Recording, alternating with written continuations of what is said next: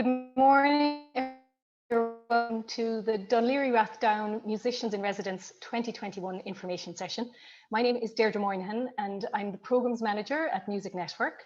The scheme, sorry, 1 second there, so we get going. The scheme itself is jointly funded by Dún Laoghaire-Rathdown County Council and the Arts Council and managed by Music Network. So today, Music Network is presenting the information session on behalf of the Arts Office, but we are joined by two of the team from the Arts Office, Ciara King and Carolyn Brown, and they'll be on hand along with myself at the end of the session to answer any questions you may have if there are things that perhaps I didn't address during the session or you have additional questions. As we go along, if you'd like to type your questions into the Q&A of the webinar, we'll be able to see them all at the end and we'll address them then. Just to mention, don't put them into the chat or we won't see them. So just make sure to put them into the Q&A at the end.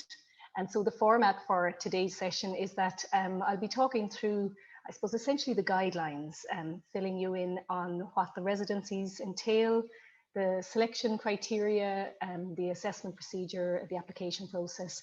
And so at the end then, as I said, there'll be an opportunity for questions.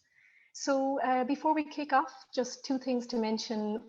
You'll be aware that this session is being recorded and that will be uploaded to social media tomorrow, probably by lunchtime. So if you'd like to let people know who perhaps weren't able to attend today's session, that it's available for them to view there.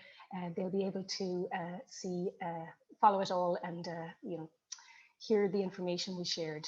And just the last thing to mention is, as I said, I'll be, I suppose, closely mirroring the guidelines as I go through this session today. So if you'd like to download them, if you haven't done so already, I think my colleague has just shared the link to the guidelines in the chat. So if you'd like to go there and download them, you can do so if you don't have them already. It just might be useful to take some notes as we're going along. So here we go.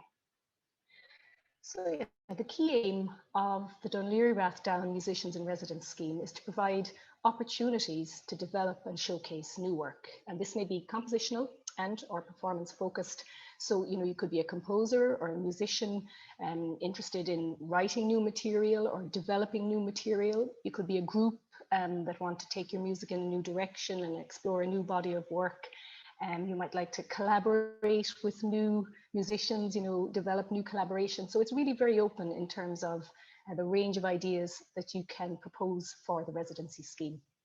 There will be 3 residencies in 2021. So 2 of these will be for established individual musicians or groups, and the available budget for each of these residencies is €5,000. There's also a residency opportunity for an emerging individual musician or group, and the available budget for this residency is €3,000. A really important thing to note, and I'll refer to it a couple of times as a reminder during the session, is the closing date for applications. So that is Wednesday, the 31st of March, 2021, of course, at 2 p.m. So really take note of that date and make sure you prepare well in advance. I'd really recommend submitting the day before if you can, just to ensure you're not stressed out by any technical glitches that may happen on the day. You don't want to have that after you've taken time to prepare a really exciting proposal. So I would prepare and submit in advance if you can at all. So when are the residencies due to happen in 2021? So you see here a series of 2-month periods, and the residencies will happen within these 2-month blocks. So the first of these will be from mid-May to mid-June. The second will be within August and September, and the third residency will happen in October and November. So there's flexibility within those particular months, but they are the broad timeframes for the residency periods. So who can apply? Well, as we said, established and emerging individual musicians and groups. It's open to musicians working in all genres, so that's really broad in that sense. And then a really key thing to note is that you must have a strong connection to Dún Laoghaire-Rathdown if you're to apply for this residency, and that connection is applicable or necessary, if you like, for all members of the group, if it's a group applying, or all key collaborators in the project. Everyone must have this connection, but there are a variety of ways in which you can demonstrate this connection. It could be that you live in Dún Laoghaire-Rathdown, you work there, you might be originally from the area, or you might have studied or are currently studying in Dún Laoghaire-Rathdown. So there's a range of ways in which you can demonstrate the connection, but it is essential that that connection is there. So just to elaborate a little bit more about the aims and objectives of the residency scheme. So the primary aim is to provide opportunities for musicians to create and develop new work. And then additional objectives are to create opportunities for musicians to showcase new work. So at the end of the development period, the musicians will be asked to film a performance of the new material, and then this performance will be broadcast online as a showcase of the work you created during the residency. An additional objective is to develop musician skills in relation to collaborating and presenting online. And I suppose this is something that has very much come to the fore in the last year for reasons we're all only too well aware of. And this is it's a really valuable opportunity to develop that skill set for yourself and within your own practice, and a key objective as well of the residency. Another objective is to support the career development of musicians through advice and or mentorship. So throughout the residency period, Music Network will be available to offer advice in relation to programming or any music related queries, also in relation to PR and marketing. But outside of that, if, for example, in order to develop your practice in a particular area, you may decide that you'd like to work with an expert in that field, and that would be really beneficial to help you develop what you want to achieve during the residency. And if that's the case, you would include that in your residency proposal and identify the mentor and include their bio, and just make sure you would include, the fees for that mentor in the overall project budget. And finally, the final objective there is to provide the public with an opportunity to gain insight into the creative process and to access high quality music performances. So we spoke about the music performance that showcase at the end of the residency, the online broadcast of the performance of new work, and then the reference to gaining insight into the creative process. That's a really lovely way in which you can invite people into I suppose, experiencing what you do and how you approach your work. And we'll talk a little bit more about how that will happen in a few moments. But essentially, it's about sharing the process online throughout the residency. So some more general information about the residency scheme. So as I mentioned, the residency programs, they involve a period of development work, and this leads to a performance showcase. So the residencies will be part-time in format, taking place over non-consecutive days within an approximate 2-month period. So we mentioned 3 periods earlier, and then there'll be flexibility within those periods as to when the development days would happen and the concert performance, and that would be discussed between the musicians in residence and ourselves and the Arts Office once you were appointed. So in 2021, it's important to state that Residency 1 will be completely online, so it won't be in person, and you need to make sure that what you propose is feasible to deliver online, right from the initial development stages through collaboration, through the final performance and recording of the performance. So you need to be sure that that's completely feasible online. In 2021, Residencies 2 and 3 may be completely online or partly online, and of course that will depend on COVID-19 restrictions. So musicians applying for these residencies 2 and 3, you should prepare and submit a proposal which is adaptable for both online and or in-person delivery. So it needs to be feasible to deliver the residency program in both scenarios, and you need to outline both of those scenarios in your application. And finally, just to mention that for all 3 residencies, the creation of an online concert video for broadcast is a requirement. So that's what they all culminate in, is the filming of the performance of the new work. So just to elaborate a little bit on what each residency entails. So as I mentioned, there are 2 residencies for established musicians and groups. And so these include the following: up to 10 development days within a 2-month period, 4 digital updates on social media. And that's what I was referring to earlier when we briefly touched on sharing an insight into your creative process with the general public. And the format for these digital updates can be totally flexible, and something that you feel best reflects how you would like to share your creative process. It could be, for example, you might share an open rehearsal online. It could be a live interview, a live chat. You might record an excerpt of what you're working on and share that as a sample of where you're at in the process. It could be a blog. It's very, very open, and that will be something, again, that would be discussed by the musician in residence and with the Arts Office and ourselves to see what best fits and what's a really creative way to share your creative process and welcome people into what it is you do. As mentioned, there'll be the public concert presented online at the end of each of the residencies. For 2 and 3, this will possibly be with a live audience in the DLR Lexicon studio. This, of course, will be completely dependent on COVID-19 restrictions and, of course, the availability of the studio at the time as well.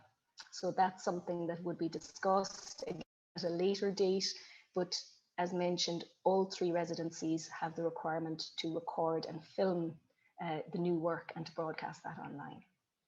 So we touched on the advice and support offered by Music Network already, and also the mentoring sessions beneficial for professional development with external experts.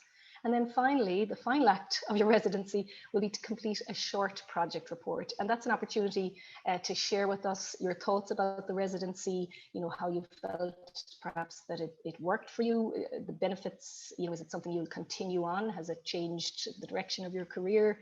And also any challenges you have, it's an opportunity to share those with us. And, we take all feedback on board and into consideration when planning future residency schemes. So, that's a really valuable report, for both the musicians in residence and ourselves at the end of the residency period.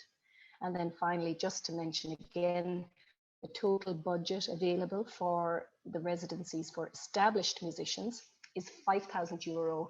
And just important to mention that this is inclusive of that. So if, for example, you're engaging a videographer or an audio engineer, for example, to record that final concert recording, just make sure that you check, is that included? Because you don't want to have a fabulous plan in place with your budget all planned out and then discover that certain elements you have to add 23% or whatever the appropriate VAT amount is at the end. So it's just something to be aware of from the start. Now, the residency for emerging musicians and groups, as you can see, it's very similar in terms of the format, but the 2 key differences are that there are 6 development days rather than 10 development days, and the maximum available budget is €3,000, and again, inclusive of that. So some additional information that's relevant to both residencies or both formats of the residency. The residency budget, it must include all costs associated with online or in-person activities. And this could be artist fees, your own and that of collaborators, technical equipment if you require any, as I mentioned, videographer, sound engineer costs. You need to factor everything in and make sure that all associated costs are outlined in your budget to make sure that it is feasible to deliver the program as you envisage. Now, in the event that a live performance with audience may be possible for residencies 2 and 3, Dún Laoghaire-Rathdown Arts Office will make a small additional budget available for the provision of live sound. So this is something that would be discussed as and when it became clear whether this was feasible or not. And if you are in situ in the DLR Lexicon studio, it's important to note that there's no in-house technical staff. So if you need to engage, an audio engineer, for example, or a lighting engineer for the work you're planning to do in the studio, you need to ensure that they're, suitably qualified professionals, and that you also factor that into your budget. So any fees involved there would be outlined in the detailed budget for your project proposal.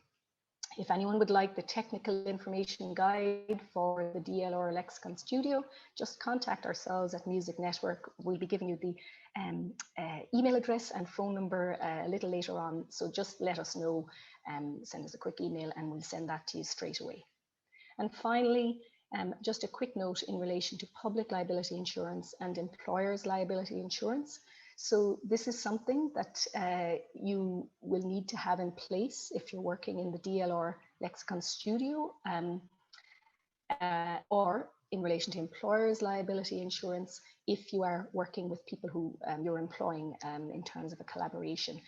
So you need to be sure if those are a requirement, that you have them in place, and proof of the insurance will be, required before you commence the residency. And also, just to make sure that everything is ready to go before you start. And we did receive an inquiry, a question during the week in relation to approximate costs for this insurance. So of course, it's liable to change, but just if it's helpful, based on past residencies, an approximate amount for these insurances would be around €350. Now that may go up or down, obviously depending on the company you go to, or depending on the circumstances and what that may be when it comes to your residency taking place. But there's additional information in the guidelines regarding the parameters you need to be aware of in terms of public liability insurance and employers' liability insurance. So do check those out in the guidelines. So now we're on to the selection criteria. And the selection criteria are really important to be aware of, because I suppose they provide insight for you into the way in which your application or your proposal will be assessed. So they're really important to be aware of these, and so that you understand these when you're putting together your proposal. So you'll see here there are 4 areas or 4 key criteria. The first of these relates to artistic quality and track record in music, performance and composition. And you can see the weight that is given to each of these criteria in brackets afterwards. So this obviously is a substantial consideration is given to the artistic quality of the proposal and the track record you have in music, performance or composition. And you can demonstrate this, of course, through your CV, through recordings you submit, maybe elaborating about past projects, future projects, all of that. It just speaks to your track record and the quality of your work. For emerging musicians, demonstrated potential will also be taken on board, in terms of, I suppose, assessing this aspect. Because of course the track record may be less extensive, for emerging musicians. So just to be aware that demonstrated potential will be taken into account there. So I'll just take a sip of water. Moving on then to the quality and coherence of your proposal, and that is 30%. And that's a chance to elaborate and really explain in detail what it is you want to do. So you'd be outlining your artistic plans here, I suppose, explaining or maybe elaborating on, what you feel the difference this will make to your career at this point in time. What will it help you develop? Why are you keen to explore this area of work? All of that. Who you're intending to collaborate with and why. Your ideas for the content of the final performance, and also ideas in relation to the digital updates to share the to offer insight into your creative process. You'd outline all of that in this proposal, and it's a real chance to, I suppose, explain why it is you want to do what you want to do in the residency. And then the feasibility of the proposal. So I suppose it goes without saying, to make sure it is realistic, both logistically and from a financial point of view. It comes in under budget, and that it's feasible to deliver it both online and in person. That's a key thing to consider for residencies 2 and 3, and for residency 1, that it's feasible to deliver if, you know, when it is online only. So you need to take all of those into consideration, as that is one of the selection criteria. And finally, then, if you have a demonstrated ability in project and budget planning and management, it's really important that you outline this, and you know, it's very valuable to have that experience already to hand. And I would encourage you to really consider all of the above criteria very carefully when preparing your application. You know, it's such a competitive process. There are so many high quality applications received, and at the end of the day, it comes down to very small margins, you know, as to who may be appointed or not. And so it's really worthwhile giving your attention to all of these areas, you know, to really put your best foot forward in terms of your proposal. So now moving on to the application process and the assessment procedure. So the application process, if you visit musicnetwork.ie or dlrcoco.ie for additional information, you'll also be able to download the guidelines there. You then submit your application to Music Network by email, and this is sent to operations@musicnetwork.ie. Now, a really important thing to note is that you should receive a confirmation email from Music Network. And if for any reason you don't receive the email, please get in touch with us, because you know, we can't confirm that your application has been received until this confirmation email has been received from you. Just to say, it's not an automated response.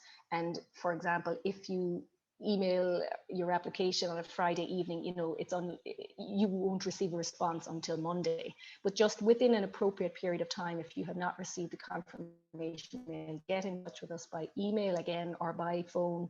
And just in case there's been any glitch, technical glitch on your end or our end, we just want to make absolutely sure that all applications have been received. And a couple of things to note: hard copy applications will not be accepted. Late applications, of course, can't be accepted. And again, a reminder of the closing date, the 31st of March 2021 at 2 p.m. Now, this is really key. All below items must be submitted for your application to be eligible. So they include the following: an outline of your proposed program of work, and that's something we've discussed. You know, that would be your artistic plan, mentors, your thoughts on the performance and the digital updates. So that relates to that. An outline of your connection to Dún Laoghaire-Rathdown, and as I mentioned, it needs to be for all main collaborators. Submit a CV, you know, to outline your track record, a maximum of 2 A4 pages. And then you would submit biographies of any proposed collaborators or mentors that you intend to work with. You're asked to submit links to 3 sample audio and or video recordings. And this is a real opportunity to showcase, you know, the quality of your performance or your composition. And, you know, really take care in terms of what you submit to make sure that it showcases the best of what you do. You know, that the performance is something you're happy with, and whether it's your own performance or other musicians, for example, performing your work if you're a composer. So make sure you're happy with it from a performance point of view, because this is really the only chance that the assessment panel have to assess your work. And the other thing to mention is make sure that the recording is clear and that you can be clearly heard, or what you're trying to demonstrate can be clearly heard within the recording. It doesn't have to be, you know, studio quality, but just make sure, you know, that there isn't a lot of background noise, things like that. You know, they sound obvious, these points, but it's really worth just having a good think about what samples best reflect your work and will best enable the assessors to hear and see your work. Then you're asked to include or send a 1-minute video clip which briefly outlines your goals and what you hope to achieve. And that's a lovely opportunity to, I suppose, elaborate in your own words about what you want to do and why. As we mentioned, you're asked to submit a detailed budget for your program, and that has to include all project costs. And finally, just to outline confirmation of your availability for each of the residency periods. You may only be available for one period, or you may be available for all three, but it's important just to note which periods you would potentially be available for. Now, as I mentioned, the previous items, all of those have to be submitted. And you can, of course, submit additional support materials if you like. They could be reviews or photographs. They're only just 2 samples of what you could submit. It's certainly not limited to that. Then just to mention briefly, Garda vetting and insurance. So successful candidates will be required to undergo Garda vetting if engaging directly online or in person with under 18s or vulnerable persons. And you'll also be asked to provide proof, as I mentioned, that appropriate insurance arrangements are in place in order to commence the residency. So there are 2 very important points to note. And there's also some additional information outlined at the end of the guidelines, outlined in Appendix 1 and 2, including, in addition to Garda vetting and insurance, information regarding payments, GDPR, background information about the DLR lexicon library, etc. So I would recommend that you carefully read those sections as well. I won't go through them today, but they're just 2 additional documents that you should read before you commence your preparing your application. Just to briefly go through the assessment procedure. So a panel will consider all applications received, and successful and unsuccessful applicants, everyone will receive notification in April 21 regarding the outcome of your application. And I would expect that would be mid to late April rather than early April. These notifications will be sent by email, so make sure to keep an eye out for it and check your spam folder in case anything is mistakenly misdirected there. So feedback will be available on request for 4 weeks following communication of results. And I think that's a really valuable opportunity to hear some constructive feedback from panelists if you are unsuccessful. And, if you choose to, you can use that then, to help when you're perhaps considering another application to either this scheme or another scheme.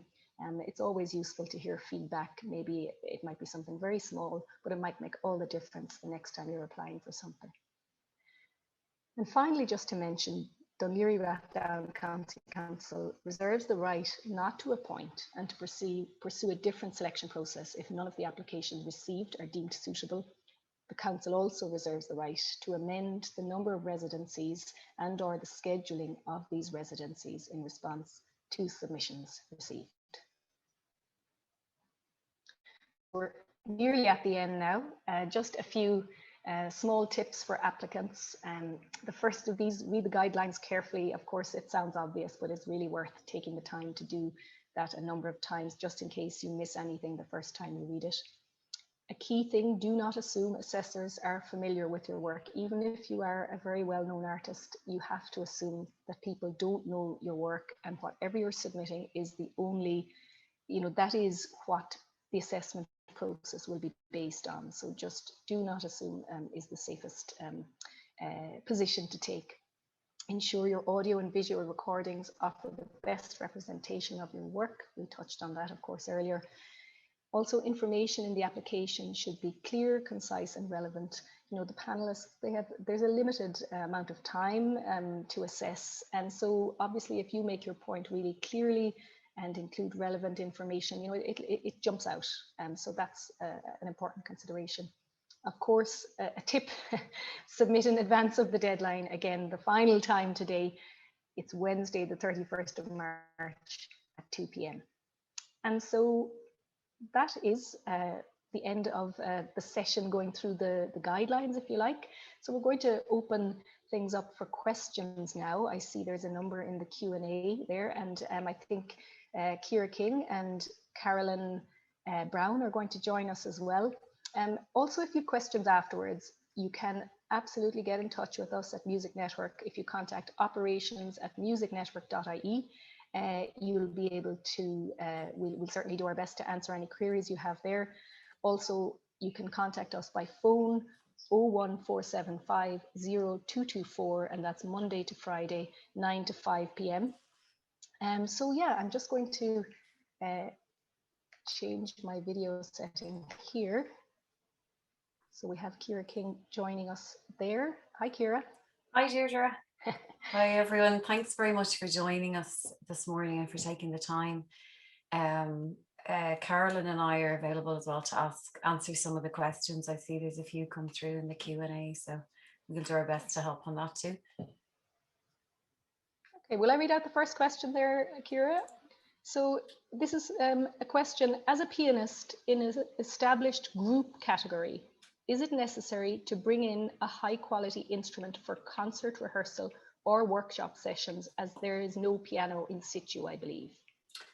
There actually is a piano in the studio, and it's been used by previous musicians in residence, and it's an upright, and it has actually been used in concerts as well. So it is, the feedback we've had is that the quality is really good. It was actually tested by one of our previous musicians in residence before it was actually purchased. So it is in the studio and it would be available. I think from what I can recall, and double check it with Carolyn too, I think only one of the musicians in residence has actually ever brought in a piano for concert. Is that right, Carolyn? Yeah, that's right. We would have had one musician who needed a very high standard of piano and wanted to use a baby grand instead. The access into the studio will only allow a baby grand. That would be the maximum in terms of getting something in. The piano that is there is fine for kind of rehearsals and things like that. It is owned by Music Generation, so we just need to run by dates with them. So there would be a very odd occasion where it might not be available, but by and large it is available for use for rehearsals and things like that. Okay, great. Thanks very much, Carolyn and Ciara there. So the next question is, how do you define and differentiate between emerging and established artists? If you feel like you sit between the two, which should you apply for? It's a really good question. We get this a lot, but basically it's up to yourself to figure out where you land.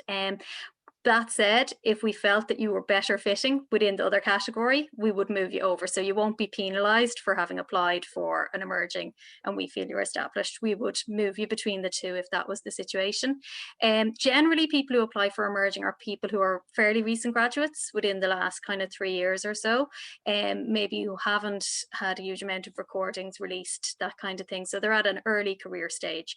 And generally, people would kind of just clarify in the application as to why they view themselves as emerging. Great. And I suppose just to add to that, if you are unsure and you'd like to chat with us at Music Network before you submit your application, we'd be happy to offer guidance on that as well, if that would be helpful prior to submitting. Okay, so then we have, would a mentor and a potential composer also need to be linked to DLR? I mean, in an ideal world, we'd love to see everyone come from DLR. I think that the thing is to really think about who the funder and who's organising these residencies are. So the benefit needs to be DLR. That said, we've had lots of times where a mentor or a composer are coming in for a short period, but really all the key collaborators need to be from DLR. But if you're having a mentor in who's from outside the county and they're only receiving a small portion of your budget, that's absolutely fine. Likewise with a composer.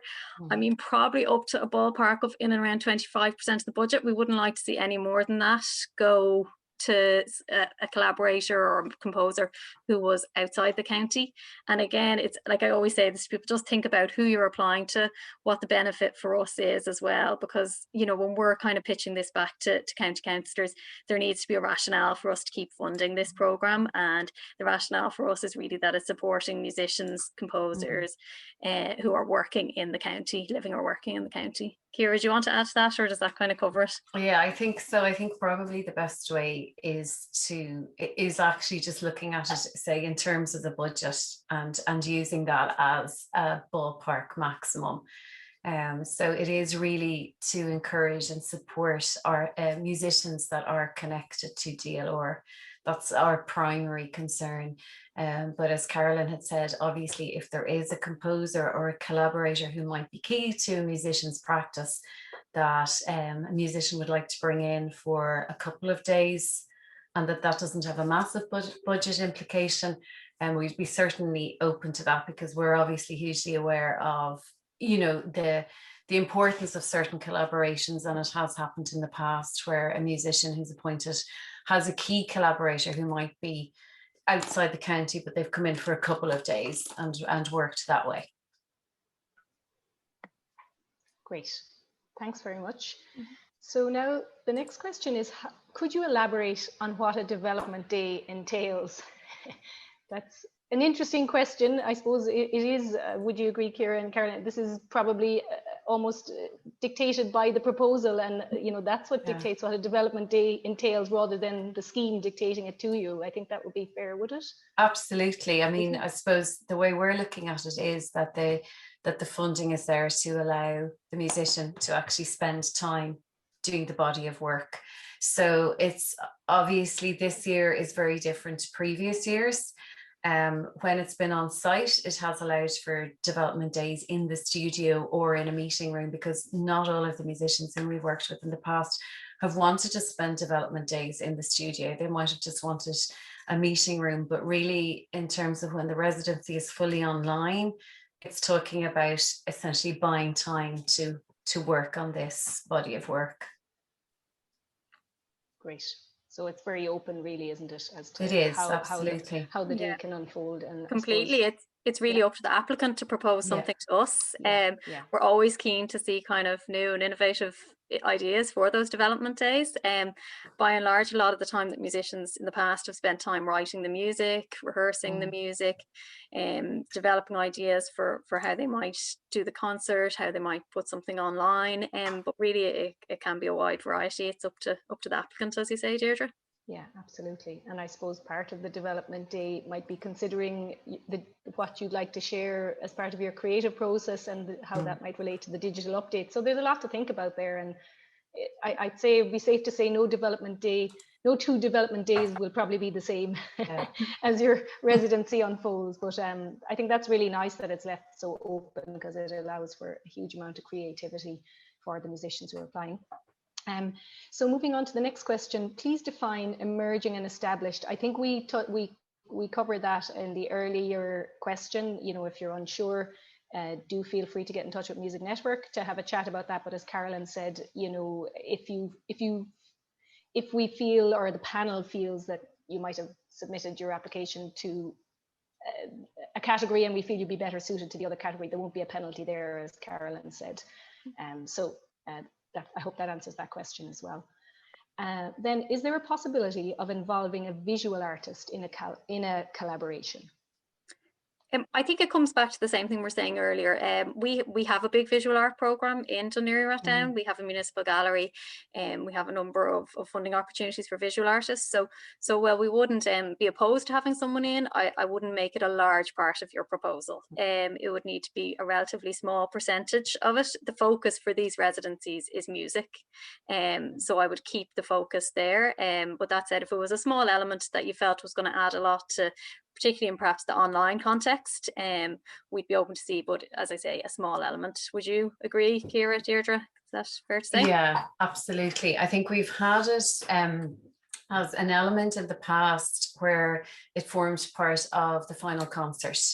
So in terms of just the audience experience. So again, I think with an online residency, for example, if they're bringing somebody in on a visual, in terms of the visuals, absolutely, but this is part of the music program. So I think that really is, just keep that in mind, because it's support for musicians. So it would definitely want to be a small element rather than an actual 50-50 collaboration. That wouldn't be prioritized within this scheme.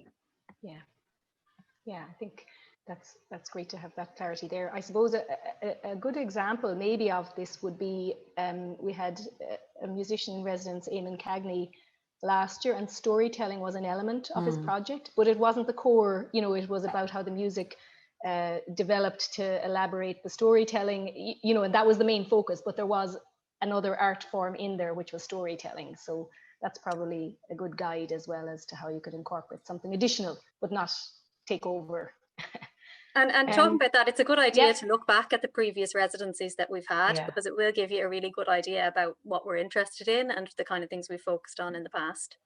Yeah, absolutely. Great. And they'd be available on both websites. If you look back on the slides, you'll have the web addresses for Music Network and the County Council website. Okay, moving on to another question. So this is regarding the public liability insurance. Would you have any recommendations for companies to get a quote? And is this for each person in a group and collaborators included? Also, would you have an idea what the average cost would be from previous projects? So I think we mentioned the average cost earlier as being in the region of €350, but that could change, of course, but that's just a ballpark figure. But sorry, Ciara or Caroline, would you like to elaborate regarding the public liability insurance? Sure. We can't formally recommend companies, but what has happened over the last number of years is when the musicians have been engaged, we have been able maybe to give a steer in terms of what previous musicians in residence have, what companies they've used, and that's been very helpful. We found that very helpful. Often, the way that it will often be is that there is one primary musician who is the contract is with, so she or he is then employing other musicians, so they would fall under that in terms of the employer's liability. So again, if as we've said, that public liability is relevant when the residency is happening on site in Dún Laoghaire.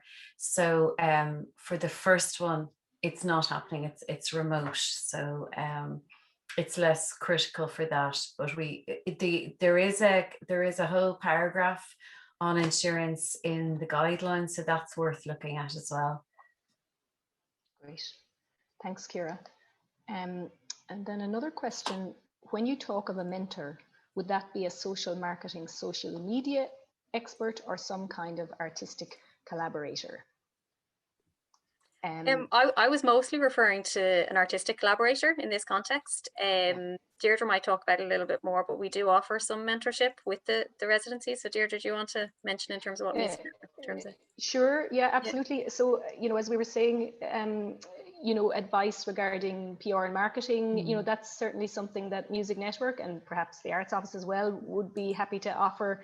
And Music Network will be happy to offer general advice regarding the music program and music queries. But when mentoring, we're, I suppose, specifically referring to if there's an area of your practice that you want to develop and you feel it would be beneficial to work with someone in particular to perhaps, learn a bit more about it or expand what you do. So that would be very much, I would think, artistic collaborator there when referring to mentors, and, someone that would really help you develop the area of work that you're embarking upon for the residency program.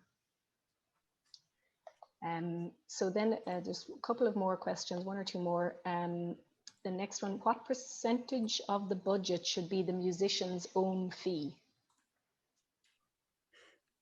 Yeah, that's changed. That's actually really in the past has been dependent, and again on the individual application and the way that it's structured. So often the way that we get the applications in is that it's divided into, say, composition, performance, recording. So again, it will depend on the breakdown, and if somebody is doing the composing, the recording sessions, the performance, that will be a higher percentage. That's generally how it's worked looking at the applications in the past. Do you want to add to that, Caroline, in terms of? Yeah, I mean, it really does depend. One thing to just add is that we're obviously looking for a fair fee to go to the musician, and we never will appoint someone who's basically putting in no fee or a very low fee for themselves. It's really important for us to see that the musician is valuing their own time. So just make sure that you do put in something that you feel is a reasonable fee. We people tend to think, oh, if I put myself in as nothing or very low, that's a good thing. But in our case, no, we want to see it be fairly paid. Yeah. So make sure you do put in a decent fee for the work you're putting in. Yeah, absolutely. And I suppose that would be a consideration under the selection criteria when you look at the feasibility of a proposal. As Carol and Ciara said, it's really important that musicians are fairly remunerated. And so if that, if that isn't reflected in the budget, you know, then it isn't feasible really to go ahead in that way. So I think that probably, you know, that will be a consideration when you're looking at the selection criteria, just to make sure that, as we said, people are fairly paid for the work they're doing, and that's key, of course. And then there's just two more questions. One that came in as an email, which I'll put one last question in the Q&A here. Oh, sorry. The question is, many thanks for the answers. Very helpful. Thank you. Okay. And the last question was, it came in as an email prior to the session. If you are a previous awardee or a previous musician in residence, does this impact in some way on the way your application will be assessed? No, if you see the applications are all going to be assessed under the selection criteria that you've outlined there, Deirdre, and that are in the guidelines. So every application will be assessed on its own merit, and we will take the only thing that it can be assessed on is the materials submitted. So again, as you pointed out, Deirdre, the quality is really important, because that's the assessment panel can only work off what you submit, and again it'll be judged by the selection criteria. So it's not going, other factors are not going to be taken into account. Okay, great. Well, I think that is all the questions that have come in. I suppose on behalf of Music Network, we'd just like to say thanks to everybody for attending, and to echo Ciara's thoughts earlier. Sorry, Deirdre, actually we've one more question there, asking, can collaborators be family members? So again, collaborate. Oh yeah, sorry, I missed that. Yeah, sorry, I think it's just come in. So again, that's not something that we've ruled out in the guidelines. I mean, often if that's somebody that a musician works with or has a working relationship with, or that's absolutely fine. We haven't ruled that out at all. So okay, we're for family relationships. It gets the thumbs up there. Great. Well, yeah, so I think that is, let me just have one last check that is all the questions. Oh, there is just one last question, as in it says just one last question. Yeah. So I think we'll just wait for 1 second there. Just to hear that. I just mentioned there as well, just if people are interested, just we do have other opportunities as well, where our arts grant scheme will be launching next week. So just to keep an eye on our website over the next week as well in DLR Arts. You'll see that there. Fantastic. It'd be great to have those opportunities available as well. And I think actually there's an online grants clinic as well, isn't there, Carolyn? If anybody wants to register if anyone wants to sign up for that, that's next Friday morning. So if they just email myself for that, that would be great. Okay. Do you want to give out that email address, Carolyn, or will people just contact us through? Yeah, they can contact us at the arts office. So it's just arts@dlrcoco.ie. arts@dlrcoco.ie. Yeah. And then that last question has come in, and I think it's relating to, if one person is the name on the application, then I think the question is, do I need to ask for public insurance for the other 3 people? So if we're taking that, say that it's a single applicant rather than a group, that applicant would need to cover. You'd need to cover anybody who is coming in, or make sure that they have. So you would cover them usually under employer's liability in terms of your employment relationship with them. And then in terms of public liability, just guaranteeing that they would have their own public liability. But if it's a group, it should be done as a group. Okay, sorry, there was a couple of clarifications there, and it is as a group, Ciara, so I think it is a group. Well, then I think it would be got as a group. Okay. That would be the way that it would be done then. Again, if there's any specific queries, people can email it in, and often what can happen is it's very hard to kind of say in advance without knowing the specific context. Generally speaking, what we have found over the last year or two is that it's been in the region, as you say, of about €350, and that's per annum. They're annual quotes. So they would be, if the insurance is in place, it could be used in other contexts as well. It's not specific to Dún Laoghaire-Rathdown. The insurance company would include an indemnity for Dún Laoghaire-Rathdown, but it would then could be used for other projects as well. Okay, fantastic. Hopefully that answers that. So. That's great. Thanks very much, Ciara. I think we've come to the end of the session. Unless there was anything additional, Ciara or Carolyn, you wanted to add? No? Oh, sorry. No, the insurance doesn't need to be purchased in advance. No, it doesn't. It would be just in advance of the work commencing or coming on site. So just to say what would happen is once the successful musician has been notified, then we have a period where the Arts Office and Music Network will meet and talk to the musician. We'll go through anything. We can kind of iron out any of those questions. And then you get a chance to go off and look for the quote. So we wouldn't expect anybody to have that in advance. So don't worry about that. Perfect. Oh, do include, well, no, you don't need to include a very specific budget line. Sorry, there's a few coming in. I think you could just, just cover it off. I don't think, Carolyn, it doesn't need to be a specific budget line, does it? No, it doesn't. Yeah. Okay. Great. And just say thanks for all the questions. It's, I think it's very helpful for everybody on the webinar just to have all this information. And again, do feel free to get in touch with any questions, direct them to Music Network and we'll answer them for you. Great.